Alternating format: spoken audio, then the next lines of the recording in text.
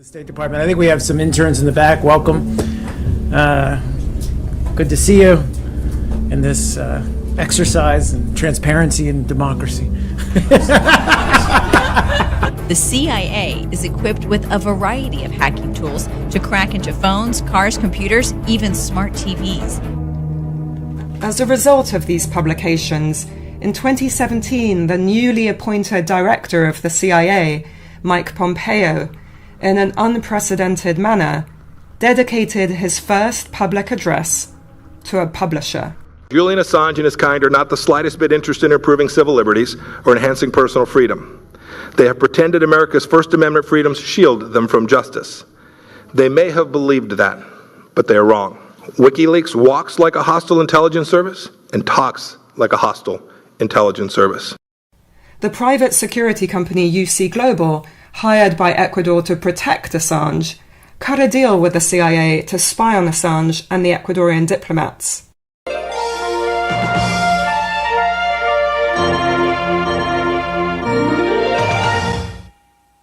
Together with these is the immediate accessibility to the newest major exposition, convention, and meeting facility in the city of Las Vegas.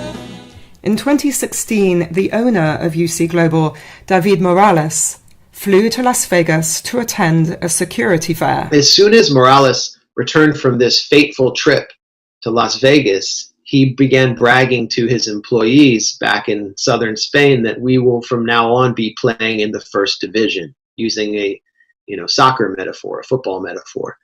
But they were violating their contract with Ecuador and secretly working for the Americans via Sheldon Adelson. The CIA laundered payments to UC Global through Las Vegas Sands, a company owned by Trump megadonor Sheldon Adelson. Una persona que no se identifica, me contacta, me llama por teléfono y recuerdo perfectamente que cuando comienza la conversación me indica: hola, tú no me conoces, pero yo a ti sí te conozco perfectamente. Entonces yo le pregunto, ¿pero y de qué me conoces? Y él me indica: te conozco porque durante mucho tiempo has sido uno de mis objetivos. Te he seguido, te he grabado, he escuchado tus conversaciones, tengo toda tu documentación personal, tu pasaporte. Durante un montón de tiempo has sido uno de mis principales objetivos. An elaborate plan was set up between Morales and the CIA to install surveillance cameras with audio capabilities and implant covert microphones in strategic places, such as below this fire extinguisher in the embassy's meeting room and behind this box in the toilet. Assange held meetings in this toilet for fear of being spied on. En lugar de proteger a Julian Assange, se dedicaron en forma absolutamente ilegal, atentando contra el derecho a la privacidad, atentando contra los derechos humanos, a espiar a Julian Assange, cooptados por la CIA. The CIA's increasing obsession to entrap Assange alarmed a UC Global staffer who blew the whistle when asked to target Assange's family and even plot an attempt against his life. They came forward and they spoke to our lawyers and they exposed what had been going on there because they had played a part in it. And they said that what their boss had been telling them is that they were working for the CIA and that those instructions about getting Gabriel's DNA, that was coming from the other side of the Atlantic. These instructions were coming from the United States. It reads like some really terrible spy novel. Plots to kidnap, plots to possibly poison Julian Assange while he was in the embassy. I mean, it's almost too crazy to be real. And it is real. It's hard for people to understand that such lawlessness is possible. So there's incredible criminality that has been going on in order to gather information about Julian's lawyers and his family and journalists who were visiting him. I mean, it's shocking, and I'm very fearful. I've been in a permanent state of fear for years. UC Global sent video, audio, and other information about Assange, WikiLeaks staff, his visitors, and the Ecuadorian diplomats to a CIA server. They also recorded Assange's medical consultations and went as far as recording Assange's privileged legal conversations with his lawyers. When Daniel Ellsberg was on trial for the Pentagon Papers during the Vietnam War, his case was thrown out because it came out that Nixon had ordered a raid on his psychologist's office to try and get information which was embarrassing to Ellsberg. So, of course, that should have happened, and it was right that it happened. Assange has been surveilled by the CIA. That by itself should mean the case is thrown out. There's no chance you can have a fair trial if the people who are prosecuting have been surveying the defendant as he's been having privileged conversations with his lawyers. It's completely irregular that it hasn't been thrown out on those grounds already. I mean, really is outrageous. You're live. Welcome, everybody. Thank you so much for joining us for this the Zoom press conference. The title of the press conference is the fact that attorneys and journalists that are suing the CIA and former agency director Michael Pompeo for illegal searches were citing explosive new revelations that have recently come out. And we're going to be urging the judge to deny motion to dismiss and entertain new evidence of CIA illegal activities inside the Ecuadorian embassy. I'm going to be turning it over to start things off to Richard Roth from the Roth Law Firm, who is representing the plaintiffs. He's going to be providing an outline and an explanation as to what is happening right now. After that, we're going to turn it over to one of the plaintiffs, Deb Herbeck, who is also a media reporter who went to visit Mr. Assange inside the Ecuadorian embassy as well. And then we're also going to hear from Ben Cohen, who is an activist and is a representative and a spokesperson for Assange's defense here in the United States. He, as well as Deb and the other plaintiffs, also went to visit Julian Assange inside the Ecuadorian embassy. That we are going to open it up for a brief Q&A for any journalists who would like to ask questions. All you need to do is just ping me, Trevor, in the chat, and I'll make sure we call on you so that you can get your questions asked. Again, thank you very much for being here. And with that, I'm going to turn it over to Mr. Roth.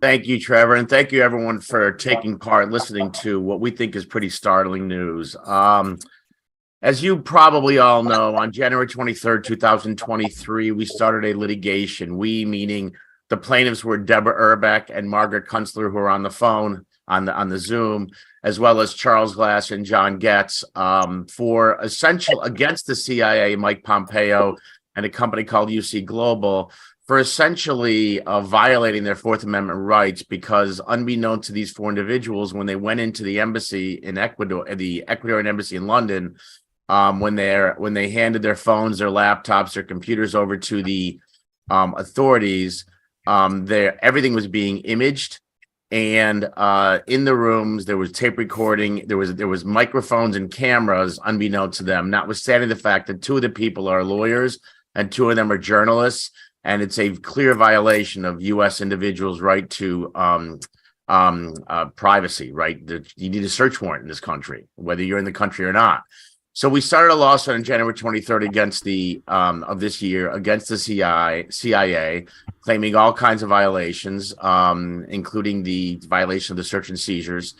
And the CIA met us with an opposition, a motion to dismiss, claiming they can't be sued. And one of their main focuses on the motion to dismiss is that the allegations that were made are just insufficient. The plaintiffs couldn't draw a nexus to bring the CIA into this as a defendant, because under Iqbal, which is a U.S. Supreme Court case dated 2009, you need concrete facts upon which you're going to rely to prove that the CIA and Mike Pompeo were actually involved in this totally inappropriate conduct. In the complaint, we did allege that Mike Pompeo, when he was first actually anointed as director of the CIA, in his very first speech, he called Julian Assange and WikiLeaks a non-state hostile intelligence service. And it was very clear from the onset that he actually had a real grind with Mr. Assange and WikiLeaks.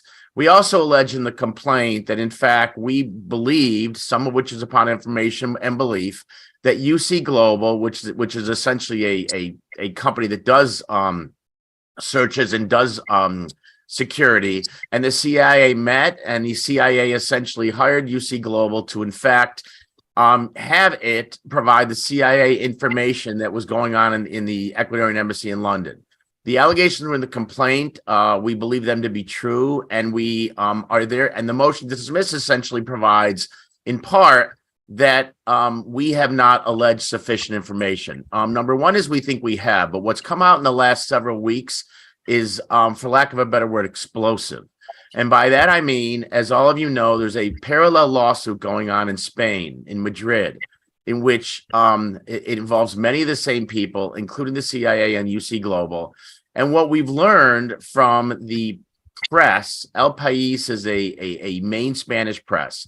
They have been following this litigation closely. What we've learned as recently as this week is that there is information that was provided to the court by UC Global to lead us to conclude that the CIA was actively involved in the solicitation of UC Global to, in fact, have it engage in its inappropriate conduct. And the reason why we know that is because documents were turned over in Spain, and we've had we've been. If you read the El País press, you will see, as we see again this week, and there's articles coming out every week, that there are files. There are actually CIA files at UC Global. There's all kinds of things going on in the Spanish proceeding.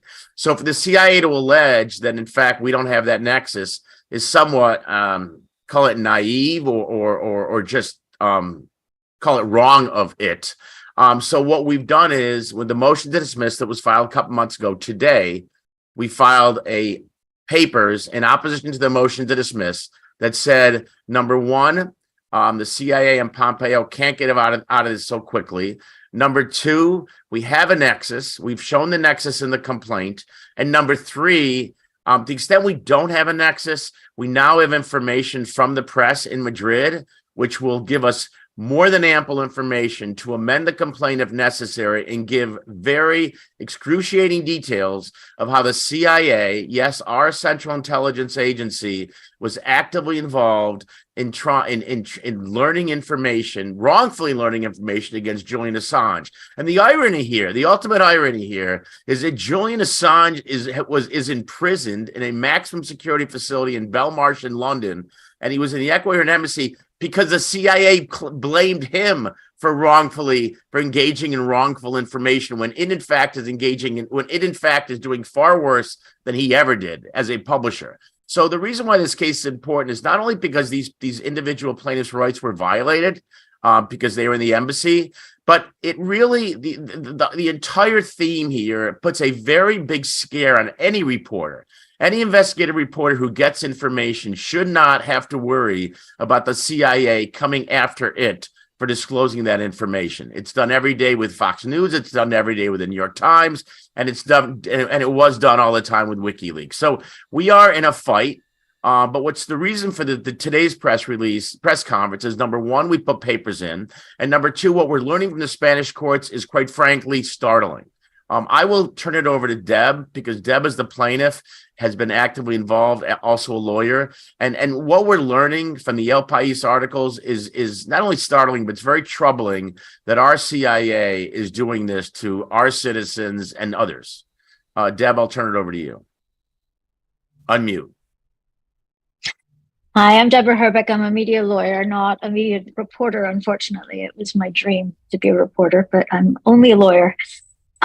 So we started this action in August of 2015, basically as a result of the revelations from El País, which is essentially, as many of you know, Spain's paper of record.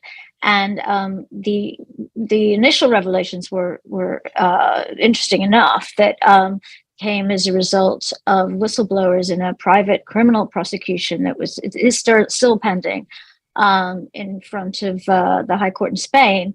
And basically, whistleblowers from UC Global reported on the fact that that David Morales had been engaged by the CIA and was basically acting as an agent of the CIA as they ramped up the surveillance that was underway at the Ecuador embassy when Julian Assange was there. And the more recent revelations from just this past Sunday's El País article that Richard alluded to, we suspect are just the tip of the iceberg. In that article, it turned out that after 2 years of plowing through disclosures, it became apparent through sort of a glitch. It became apparent that over 210 gigabytes of information that had been seized during a raid of UC Global's office immediately following Mr. Morales' arrest, they had been not turned over as they were required to be in the Spanish criminal proceedings against UC Global and David Morales. So this is entirely new information, which the media is just starting to dig into, and we suspect there'll be a lot more to come. The interesting thing to me is that in the CIA and Mr. Pompeo, who are the defendants in our case, are alleging that that they have nothing to do with this little Spanish firm run by a sort of mercenary rogue David Morales, who were wholly engaged by the Ecuadorian government just to provide security. And if they went off the reservation, that was nothing to do with the CIA. If you actually look at the timeline of some critical events in December of 2017, we'll see that that is absolutely impossible that that's the case. Essentially, what happened was that, and really an even better source for this is there was a short documentary produced by El País that came out just a few weeks ago that I would urge everyone to find. But basically, in that documentary, we see it wasn't really known widely before, but essentially in December of 2017, things were heating up, and Ecuador wanted to help Mr. Assange leave the embassy, because it was interminable what was going on there. And what they did was they secretly hatched a plan to grant him citizenship, bestow diplomatic status, so that he could leave the embassy under the protection of the diplomatic status that would be bestowed upon him, which other countries are required to respect under the Vienna Convention, and therefore they enable him to leave the embassy and get out of the UK safely and to a country that he could act as a diplomat and live freely. That happened on December 21st, 2017. As on the very same day, an international criminal arrest warrant was issued by the U.S. Department of Justice, and was delivered the following day, on December 22nd, 2017, to the government of Ecuador to tell them that the UK, this was the Americans telling Ecuador that the UK would not be respecting or acknowledging or respecting the diplomatic status to be conferred on Julian Assange. And this basically scuttled the plan. He was to leave on Christmas Day, December 25th, 2017, and that just could not happen because it was made very clear by the UK and the US government that to Ecuador that he would be arrested if he left the embassy, despite the sovereign nation's bestowing of a diplomatic status on him.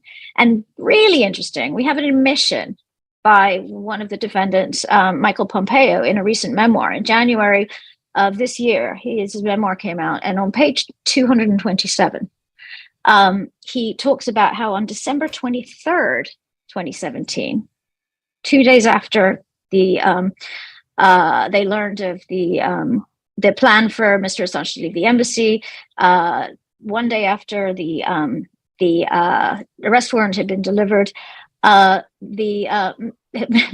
Pompeo says that he was sitting with his family and perusing, as you do, I suppose, the CIA guidelines on extrajudicial killings.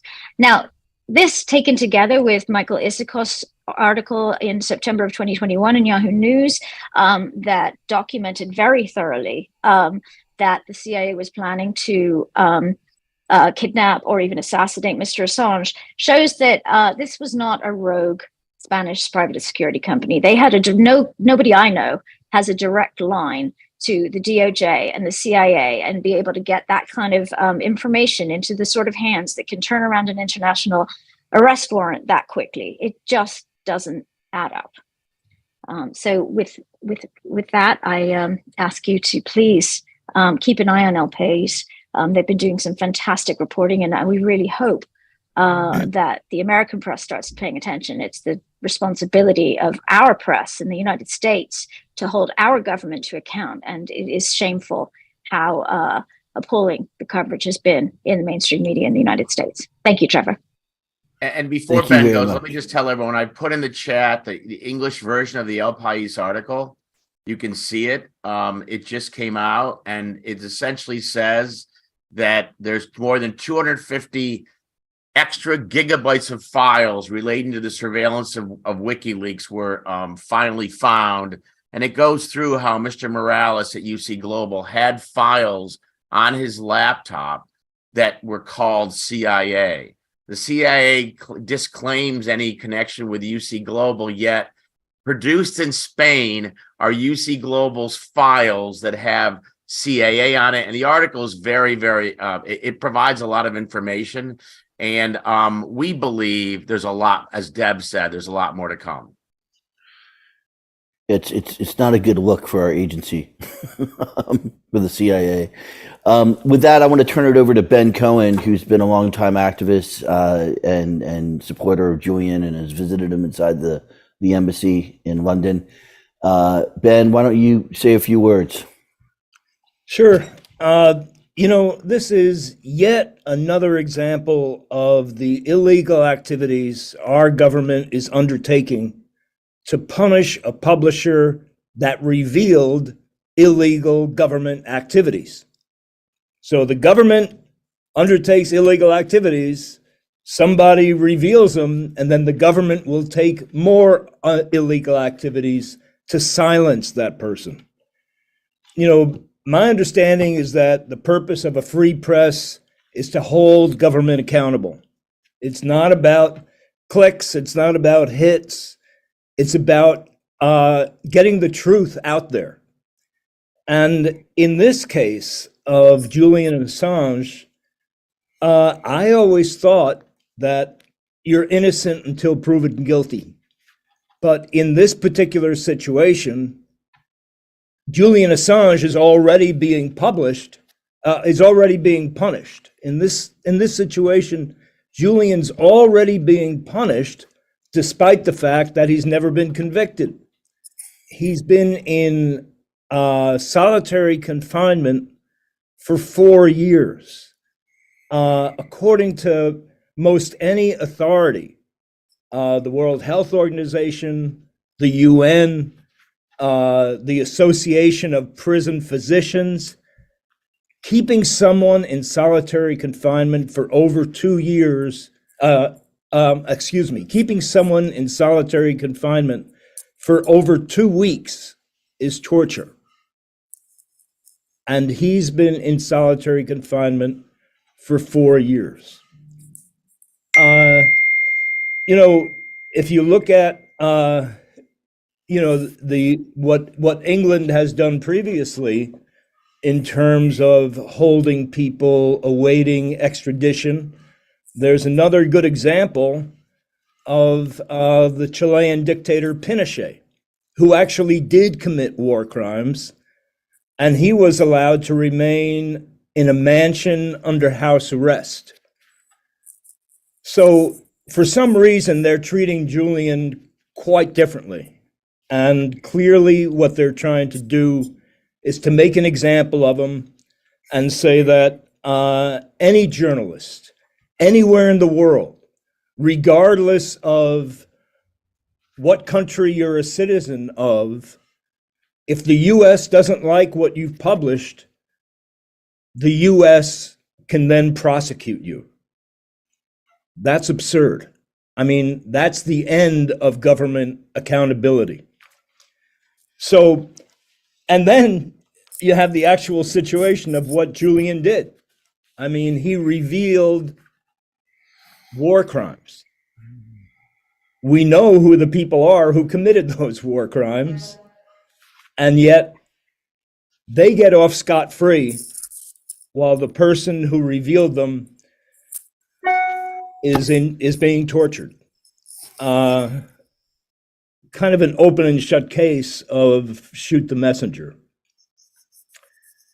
Thanks, So, Ben. you're welcome. No, keep going. I agree. Thank you. I didn't mean to interrupt. Well, I just wanted to finish with that.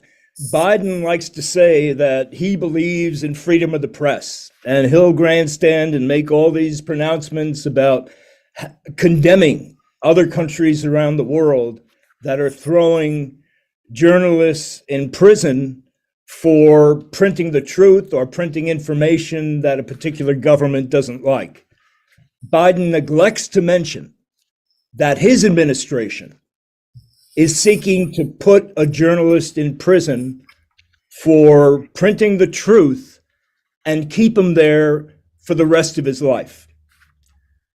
You know, Obama refused to do that because of what he called the New York Times problem.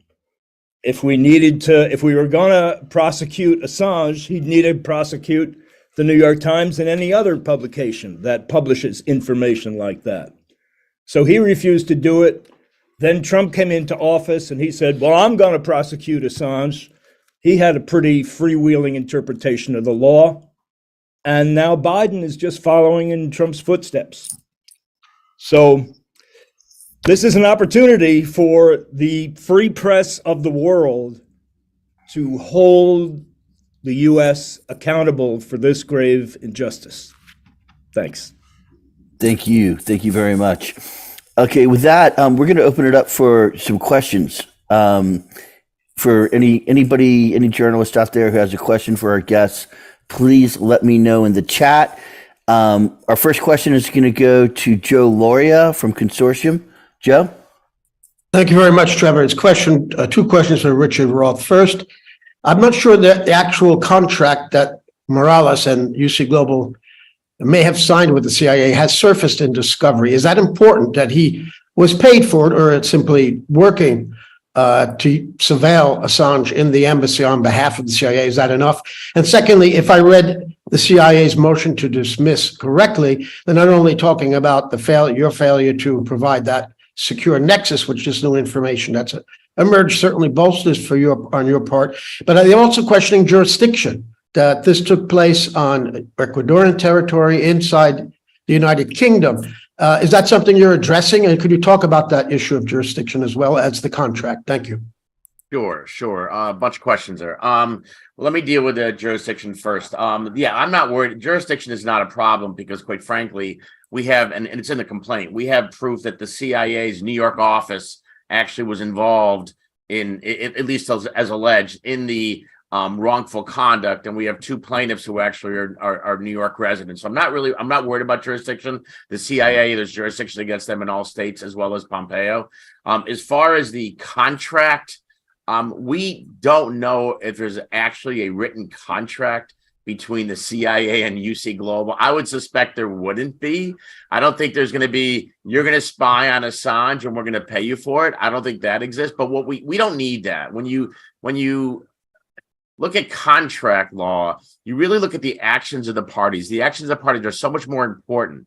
I may not sign a contract, but if I provide you 10 bricks a day for 10 days, you know that was your right and my obligation.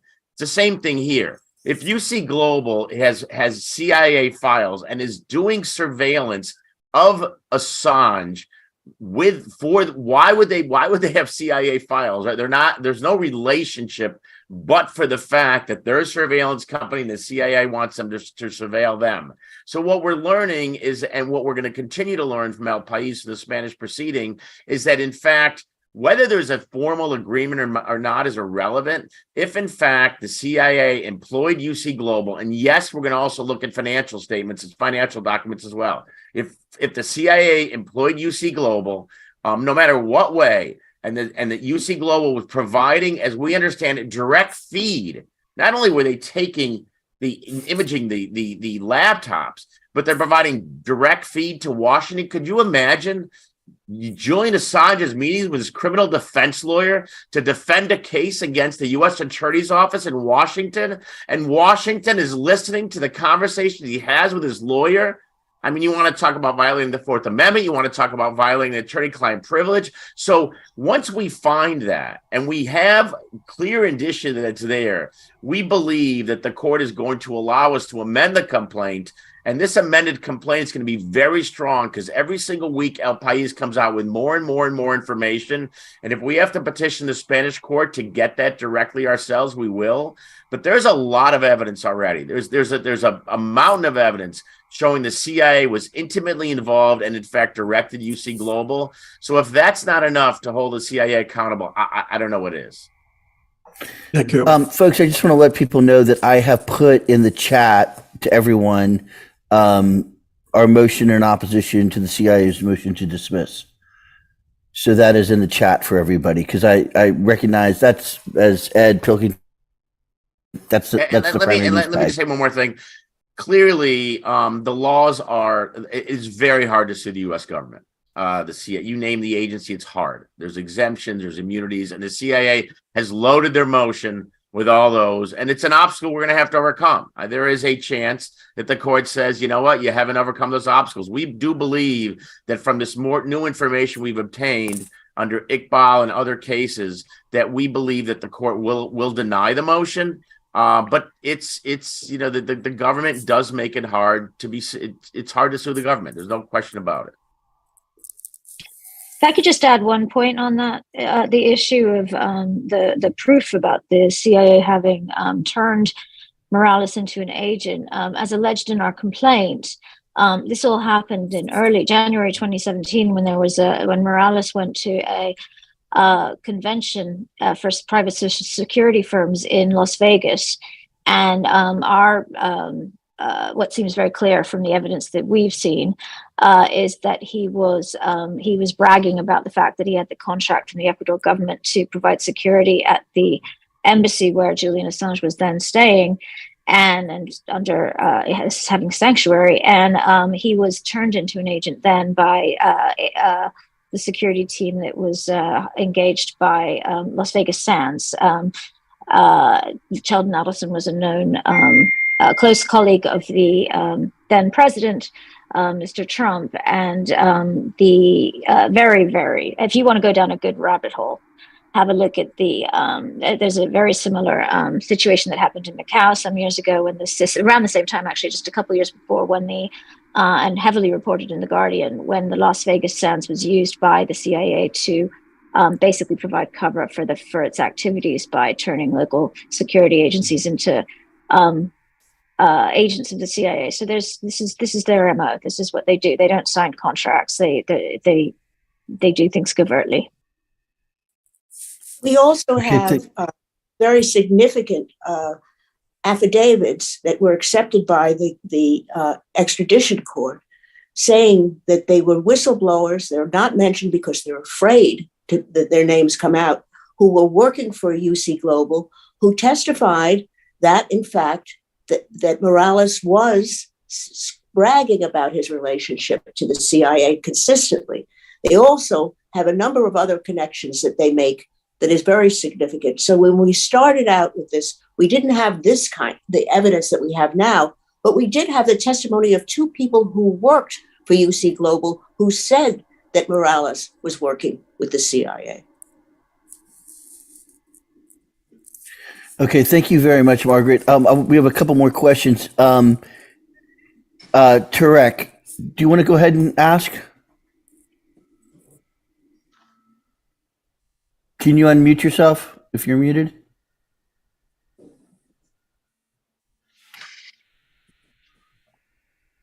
Can you hear me now? Yeah, now we can. Okay, thanks, Trevor, and thank you all for your presentation today. My name is Tarek Haddad. I'm a journalist based in London. I've been following the case for the last 3 years, following the court proceedings as well as the actual what's going on in Spain. Deborah just alluded to it there, the company Las Vegas Sands. My question is in relation to this. Obviously, those of you that are familiar with what's happened in this case will know that Las Vegas Sands seems to be an integral part of this whole spying operation, and they're obviously a US firm formerly owned by Sheldon Adelson. I just was curious why they're absent from the litigation. Richard, you're muted. I missed that. What was the end of that question? Why? What? They're not included in the litigation at all. They're not mentioned.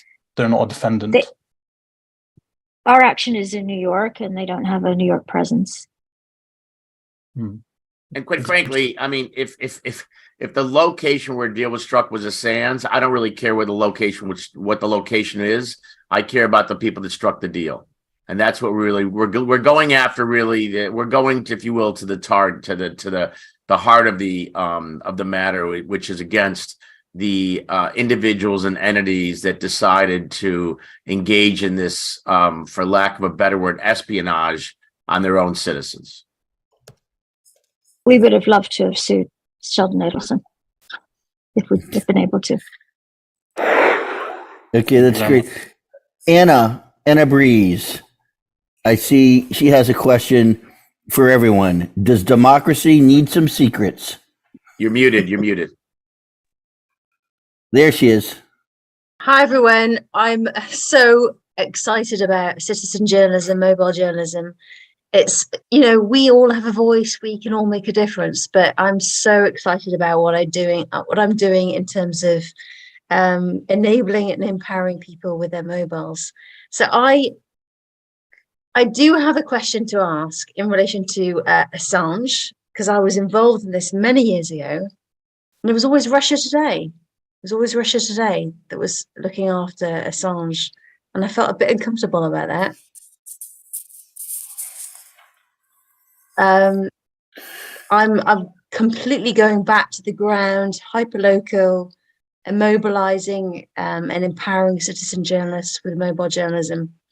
We've all got a voice, we all matter, but I'm trying to bring it right back down to the people, hyperlocal, the communities. I don't know Julian Assange. I don't know him. I've written to him in prison. I haven't had a reply. What I would say is we all care about the truth. We all care about that movement, but we're all with the advent of AI and deep fakes. I'm finding it very difficult to build trust when I don't know any of you. I don't know any of you. I only know the people I meet. I know the people I meet here immediately. And I also am very passionate about mobile journalism, citizen journalism. So my concern is, how do we organize ourselves? Does democracy have to have some secrets? And has Julian Assange, this is a challenge. It's a difficult and painful challenge. Has Julian Assange destroyed democracy? I'm going to say no. Even if, which we can disagree or agree on whether democracy needs secrets, Julian Assange and WikiLeaks published verified, newsworthy information that was amplified by 5 major international papers of record in 5 different countries. So I think that if whether or not you trust the source, the media such as the New York Times, the Washington Post, and the Guardian, Der Spiegel, that perhaps you do have more trust of, they verified and further, they wouldn't have reported his information without making sure that it was accurate. So he's not in jail for destroying democracy.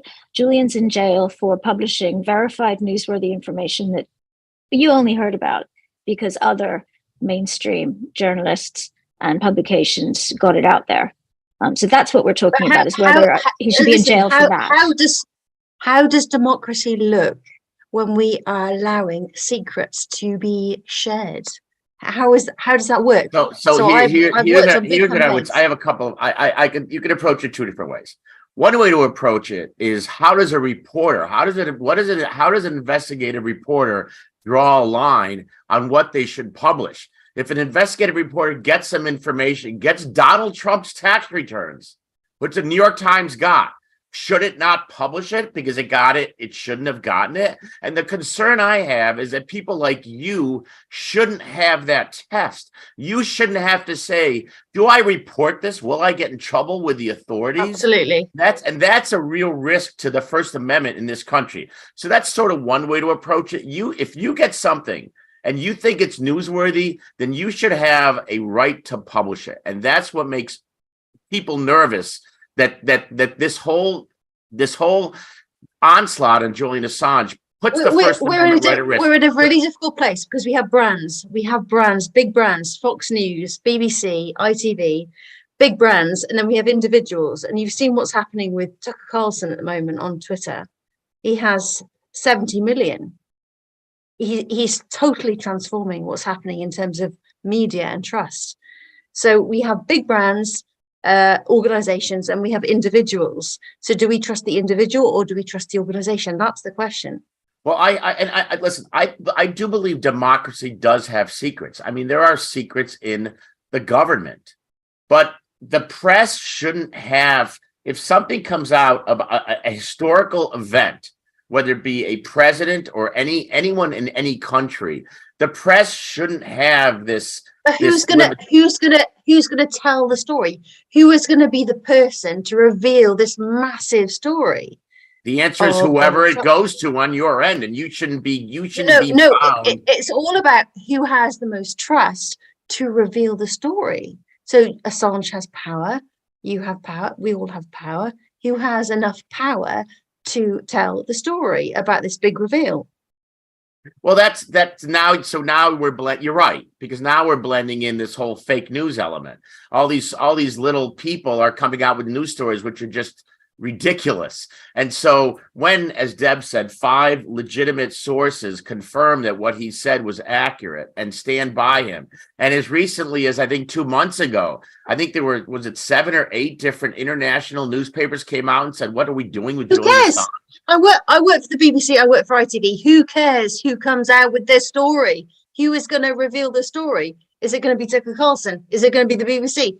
Is it going to be we had some incredible stories coming out from Project Veritas. Who is going to be the story?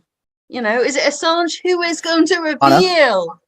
Anna, I don't want to cut you off, and I don't mean to be rude. We only have a few minutes left because of the allotted time for the Zoom. So I need to go to some other people who have questions. Please accept my apology. Okay, I have a question from. Well, can folks just talk a little bit more about David Morales? This is coming from a few journalists. What is the significance of him? Tell us a little bit about him. David Morales is the CEO. Deb, you want to take that? Global. Deb, you want to Sure. take that? Yeah, I mean, he was CEO of UC Global, which was a tiny private security company in Spain before it ended up getting this gig. It had literally 2 very small contracts from the Ecuador government. And then all of a sudden, it's he was a former Marine, I believe. I know he was in the military. He sort of a mercenary kind of a guy. When he went to the Las Vegas Sands Shot Convention in 2017, that's what we want to hear. Yeah. All of a sudden, his fortunes seemed to change.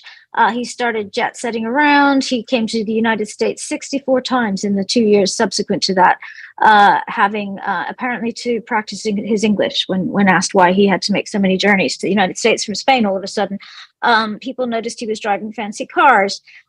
He just all of a sudden got lucrative contracts in Central and South America.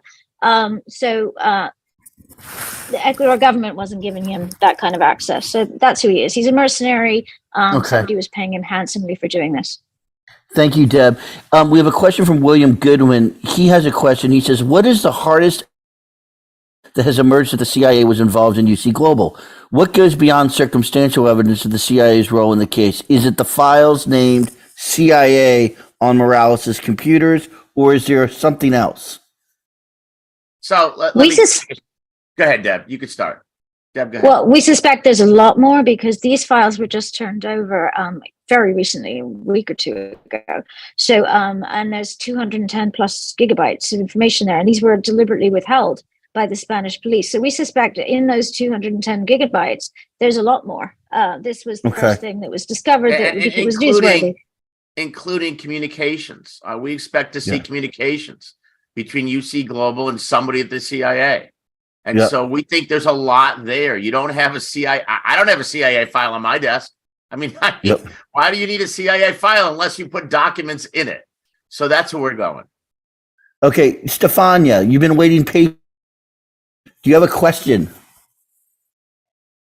You need to unmute yourself. Can you hear me? Can you hear me, Trevor? So good afternoon. I'm an Italian journalist. I have been working on this case for the last 14 years on all documents. I have been spied, etc. I want to ask, is there any solid evidence that all data of all of us were basically copied by UC Global? I'm asking because my phone was opening too, but I have no evidence that my data were actually copied. When you went and met with Assange. Yeah. Right. We suspect we'll find solid data. I mean, the fact what we do have is photographic evidence of the backs of cell phones being taken off, photographs of the SIM cards, photographs of the IMEI, which is only inside the phone. Yeah. That is a very weird thing for a private security agency to be doing if they're not actually getting at the data or trying to hack the phone. And to add to that, to Margaret's point earlier, one of the reasons why this case was started is because we had two people who were at UC Global who were very uncomfortable in doing what they were doing. So we have sworn affidavits where they essentially provided a detailed map of what they were doing and why they were doing it, which is what led to this whole lawsuit. Because all of a sudden we said, wait a minute, they were in the embassy. So yes, there's real evidence, and we expect there's a lot more. Can I just add one very quick information? My phone was opening too in a precise moment, December 2017, 1 month after I had discovered the destruction of key documents by the Crown Prosecution Service, which is the interface of the US Department of Justice in the extradition. And after 6 years, last week, the London Tribunal basically issued an order to the Crown Prosecution Service to provide any information on the destruction of documents and if they don't comply, they risk basically contempt proceedings. They have to comply by 23rd of June. And this happened 1 month after I discovered this destruction. My phone was unscrewed. Crazy. It's just, it shows you the power. We would not know any of this but for what's going on in Spain. I mean, we are learning every day. We're learning every day, and there are additional hearings, there's additional productions, and the Spanish lawyers are going through this closely because we would never know any of these facts. This would all it would have all been concealed from us, but for the fact that UC Global and the Spanish courts want to know what the heck went on here. Amelia Bootlin, I hope I'm pronouncing that way, has a question for folks. What is the timeline and judicial procedure ahead regarding this case? So that's a fair question. Courts, things in New York in the US never go that quickly. There will be reply papers filed by the government. They will probably be filed. They're due in a month. They may want more time.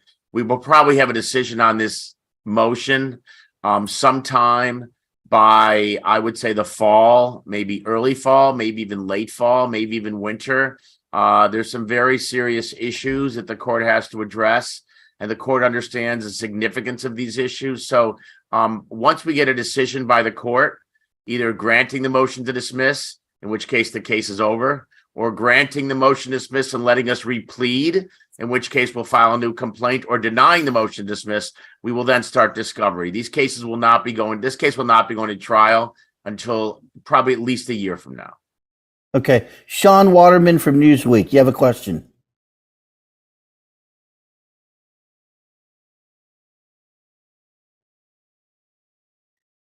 Sean, are you there?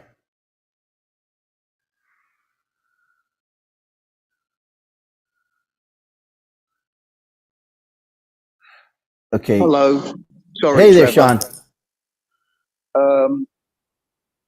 Yeah, so my question, I'm sorry, I was a little late joining, so sorry if you already covered this, but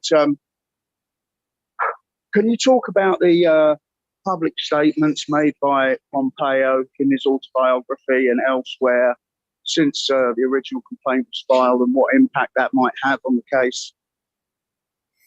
Is that Pompeo statements? Deb, you want to talk about what's in the memoir? He wrote a book. You can go to Barnes & Noble and buy it.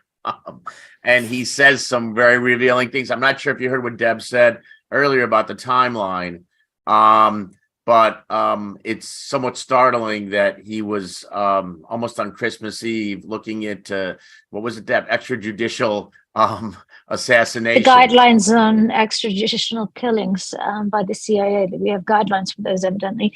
And he specifically stated that he was looking at those documents right a day after the Ecuador plan to bring Julian to safety was scuttled. Other than that, he really has not said a lot. He really does not. He's about to announce his run for presidency, so he's staying as far away from this as possible. Okay, I have another question. Can U.S. complainant ask for financial investigations on UC Global finances, so check where the money came from? I'm not sure if I understand that. Can you say that again, Trevor? Stefania, hook me up. She says, can U.S. complainants ask for financial investigations? Okay. So yes, so we are the plaintiffs are entitled to discovery. Should the court deny the motion, the CIA is a defendant, so we are entitled to discovery from UC Global and CIA to look at financial documents, to look and see what money was exchanged from the CIA to UC Global for its services. We also hope to get them in Spain. We hope that those are some of the documents we're going to see. Now, are you going to see a deposit from the CIA? Most likely not, and it's going to involve a little tracing. But we do believe that there were significant payments made to UC Global and Morales by the CIA or on behalf of the CIA. I have another question, I think for everybody, especially for Deb and Richard. Can the speakers address in more detail what is it in the new filing and that really is going to take the story forward? I take it. That. Want me to start? Deb, ladies first. Ladies first. All right. Well, I mean, we should be clear that this is the primary purpose of the filing is opposing the motion to dismiss, which is, basically making the point that we did allege quite thoroughly in our initial complaint, which was, as Margaret said, based on sworn testimony by UC Global employees that they were, in fact, acting under the orders of the CIA. This testimony was submitted in connection with the UK extradition proceedings, the proceedings in the High Court of in London for the extradition of Julian Assange, and the US government did not oppose these submissions. So essentially, these statements by UC Global employees were essentially accepted by the US government. So the bulk of our motion is to emphasize the fact that you can't be dismissed just based on the complaint. But as it happened, a few days before we filed the motion, we learned all this new stuff that came in out on Sunday from El País, where it was clear that there's mountains of evidence that will further back up our claim, probably provide more physical evidence. We'll wait and see. Additionally, a couple of weeks ago, there was this great video. It's in Spanish, but it's got American English subtitles, all about this escape, this plan to free Julian from the embassy that was scuttled very, very quickly by the U.S. government in December of 2017. And if you look at, go ahead, Margaret. No, I think there was a question earlier about Pompeo and his speech. And I think that outlined exactly what the CIA was attempting to do. And that was to criminalize journalism as a whole. I mean, it was to assert that certain activities, as based on publishing various national security matters, were criminal. And it makes it possible to criminalize. And I mean, it's so hard to be a journalist to begin with. Now, anytime a journalist wants to publish something revealing something about national security, and the word national security seems to cover everything now, they're really in a difficult situation. They face prosecution in the United States for talking about anything that is national security protected.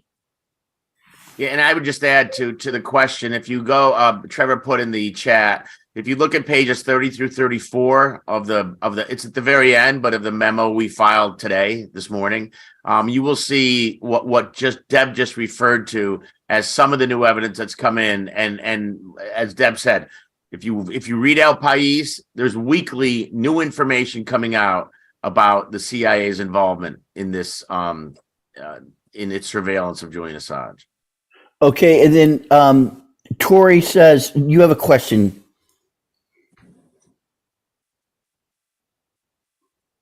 Tori? Yeah, you're muted, Tori. All right. Can you guys hear me now? Yeah. All right. Fantastic. Great conversation. And thank you for elaborating on Morales, because there's a lot of people that don't know. But one thing I wanted to kind of ask is a two-part question. We do understand the CIA connection with all of this, of course. And we do know that UC Global has worked with the Analysis Corporation type people, which was John Brennan's company out in Europe, right? Based in Luxembourg, a lot. So have we actually taken a look into Adam Waldman? Because Adam Waldman actually, as you all know, visited Julian Assange, and he's been known to have worked with UC Global as well. So that was kind of a statement question. Have we looked into it? And then the one thing that I get from my audience, and anybody can answer this, is what else can we do? Because as people, we acknowledge that, in this day and age, it's 2023, secrets are pretty much gone, especially with the invention of cyberspace. And we do understand what a merit it was for Julian Assange to shed the light on many governments on what atrocities are happening and how they're happening. Now, I know my listeners have been sending letters to Julian Assange.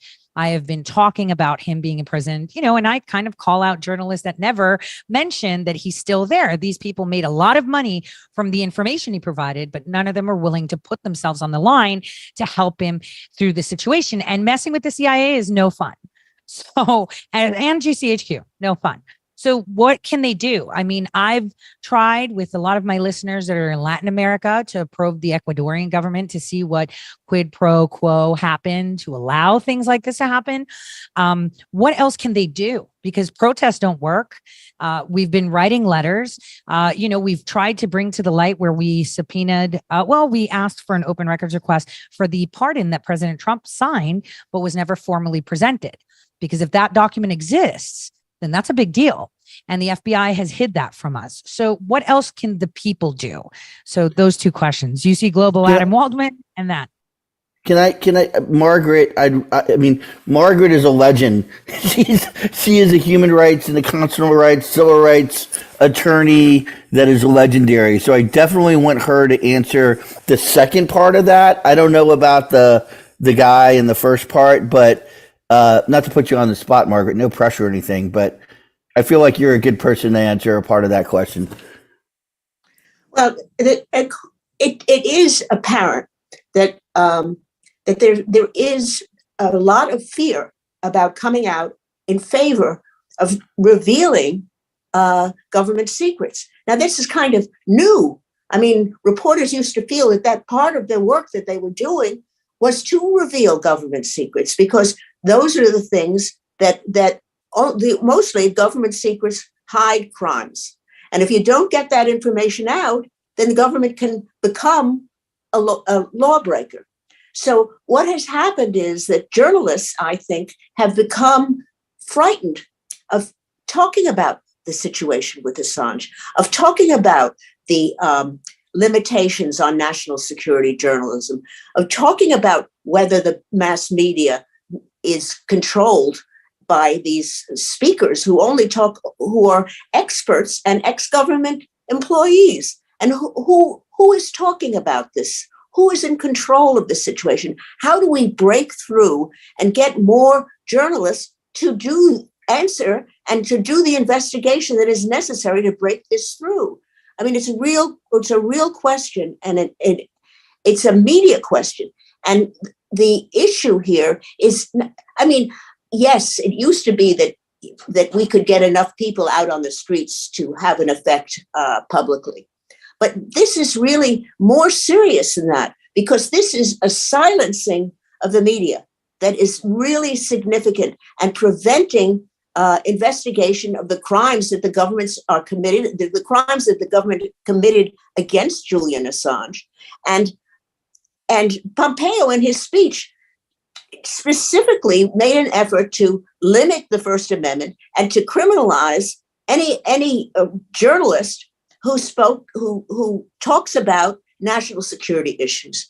And that's really frightening. And I think that that's the issue here, is that we have to get the journalists involved, because they're the ones who are in danger. And understandably, they're afraid of saying anything and doing the work that they should be doing.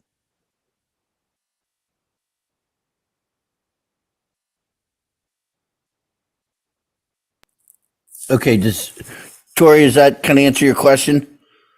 Well, yeah, it kind of does. But, like I do it all the time. Obviously, I get canceled. I just come back and again and again. But I think it's time we put more pressure on to these journalists. I call them out. I tell them, you've made so much money with what he has given you. You are able to see the atrocities. Why aren't you pushing harder? Why aren't you going back to the beginning? If we all start at 2016 as journalists, we would be able to provide more, and that's the thing. Marches, letters, maybe on the 31st of August, we can organize a whole US march. I know there's a lot of people that would come out for that, for him.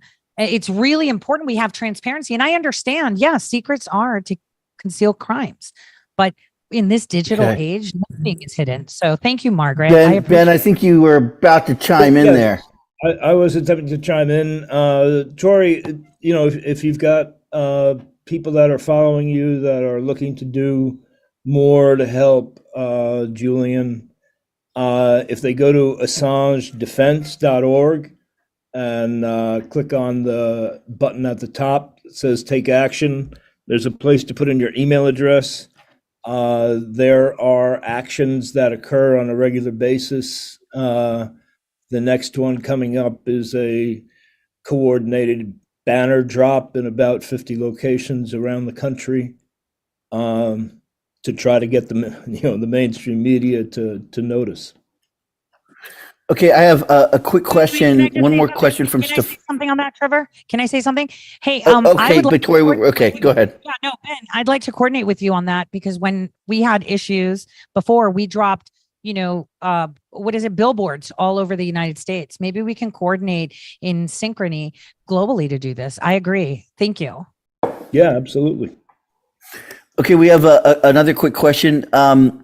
Can U.S. complainants ask the U.S. investigators to question some of the government sources which talk to Yahoo News about CIA assassination plans against Julian Assange, and to ask about UC Global?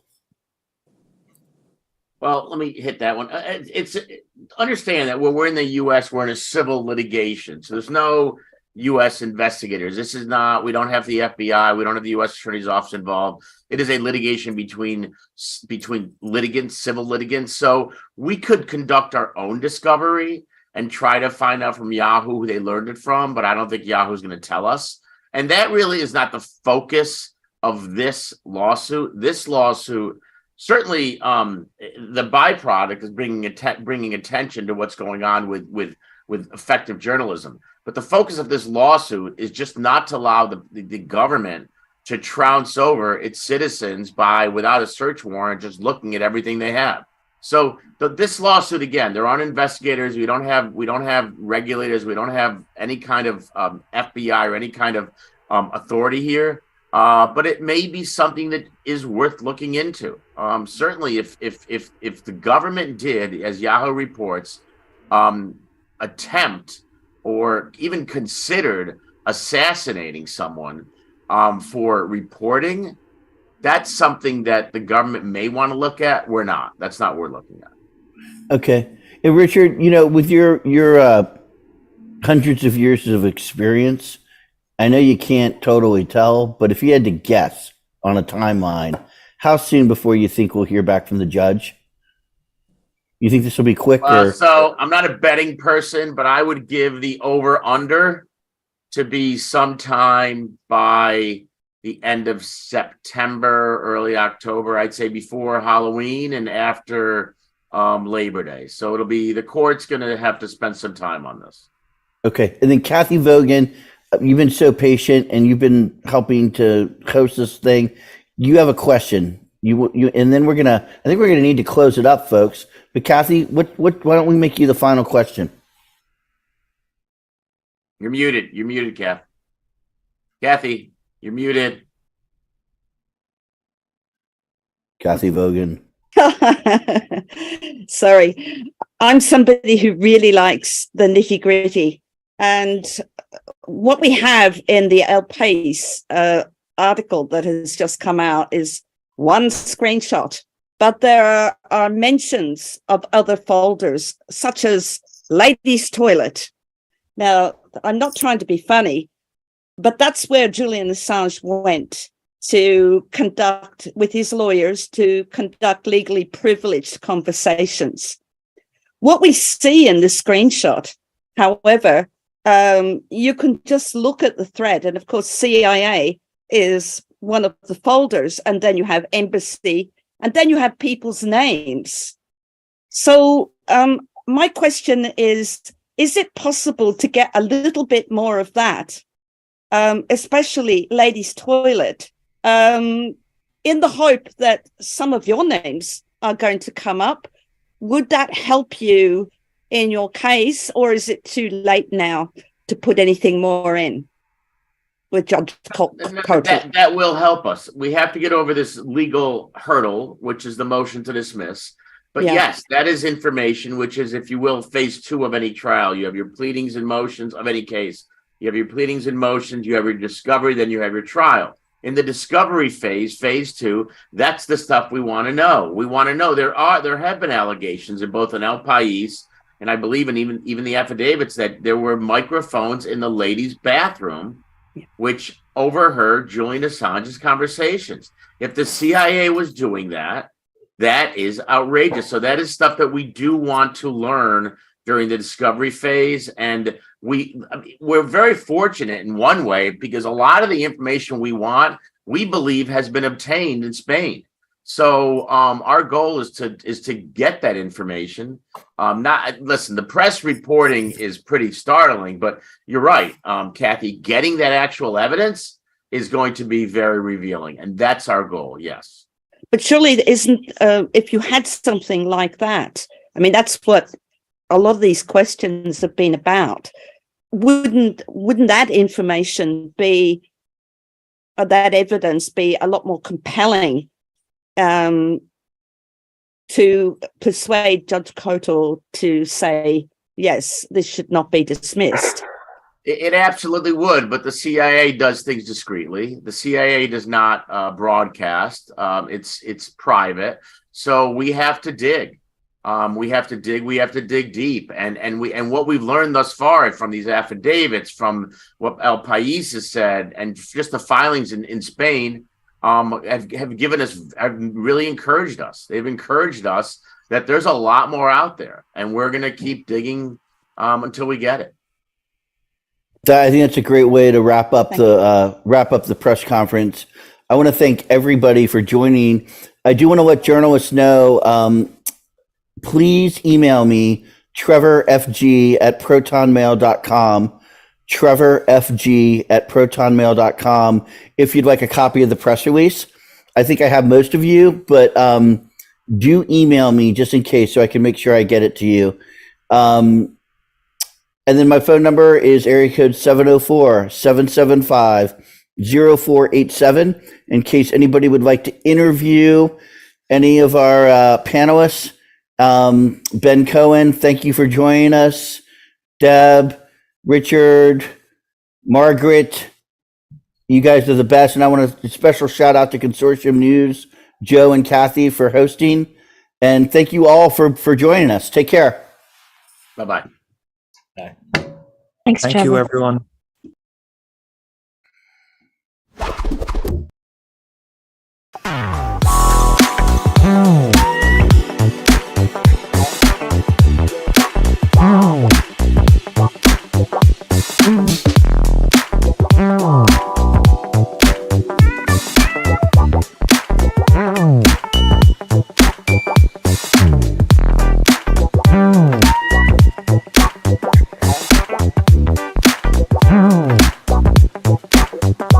Mm.